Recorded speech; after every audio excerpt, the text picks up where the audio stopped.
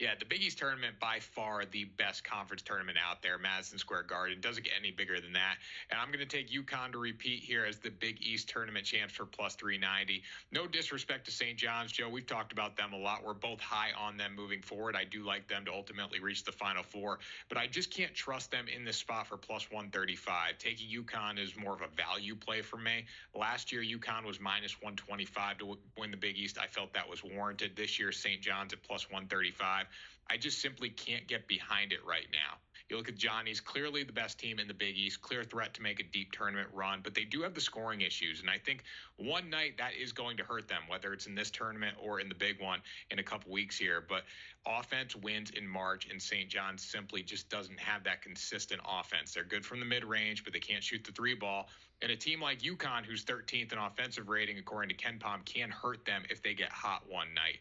And then also, too, when you look at just how the bracket sets up for the Huskies here, they wouldn't have to play St. John's till the final. They have a pretty easy quarterfinal matchup. And assuming they face Creighton in the semifinals, I like Solo Ball. I like Liam McNeely. I like the experience of guys like Alex Karabin on that UConn team. And we know Dan Hurley can put it together in a building that UConn is very comfortable in. I really like Xavier plus 2.5 in this game. As good as a team as Marquette is, I think Xavier's got a great chance not only to cover, but to win outright. This one should come down to the wire based on how these two teams play. Now, Marquette's coming off that tough home loss to St. John's by 2 points in overtime. That was one I felt that Marquette had a really good chance down the stretch, but just continuing to let games go late. 4-6 in their past 10. They lost to Xavier by 2 earlier in the season as well at home. So I don't necessarily trust them in this spot. Now, when it comes to the numbers and the stats, Marquette does have the slight advantage here. They're 26 in KenPom, while Xavier's 42nd. But the Musketeers are playing really great basketball, and I think that's something that is overlooked at this point in the season. We look at these big collection of stats, but we don't necessarily look at how teams are playing in their past 5 to 10 games. And Xavier's really done a great job. Won 9 their past 10. That includes a 22-point win over Creighton there. So not just against the weak teams in the Big East. They've beaten good teams in the Big East during this stretch. Cam Jones is the guy to watch for Marquette. Obviously, he's their biggest star and a total game changer. He can do a lot of things well for them, and he gets involved in multiple aspects of the game. Shot over 45% from the field in 3 of his past 4 games. So that's a guy that Xavier's got to watch out for. But if they can contain him, and maybe if he's the scorer, he's not the assist guy or the rebounder, just take one element away from him, I think they have a very good shot to cover it plus 2.5. And that's a valuable line. I'll take that, but also sprinkle the money line here and find a way to advance in the Big East tournament. I got them minus 2.5 first half, and I love the way they played today against Notre Dame. Just a totally dominant win, find a way to cover the spread, and they're really starting to come into their own. And talking about how teams are playing right now at this point in the season, there's very few teams, at least in the ACC, playing as well as North Carolina.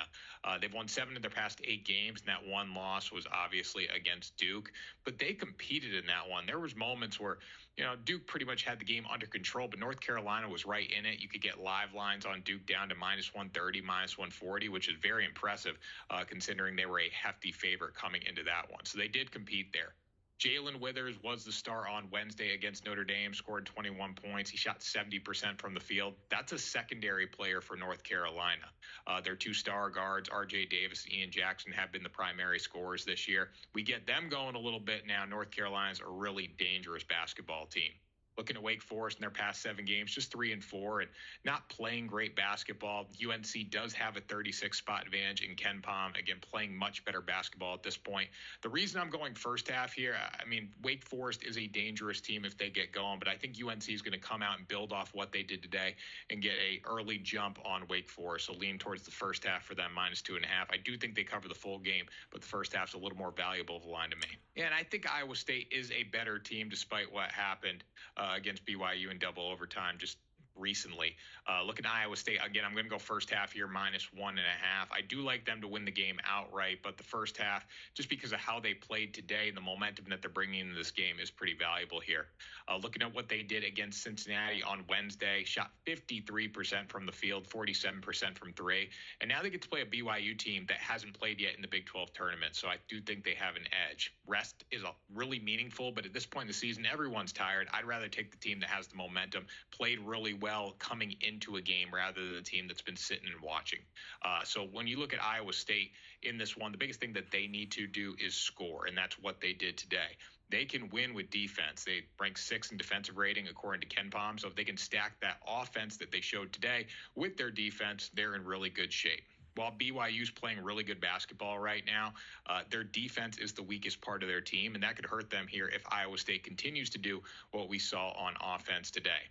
Now, if the line gets to +3.5 in favor of Iowa State, I would potentially lean towards BYU for that full game spread just because they are a really good team. I think this could come down to the final possession. As I was saying, they are playing well. But building off what Iowa State did offensively is a reason to take them in the first half here, -1.5. I think they come out on fire. If they can continue to shoot the three like they did today, they're going to be in very good shape.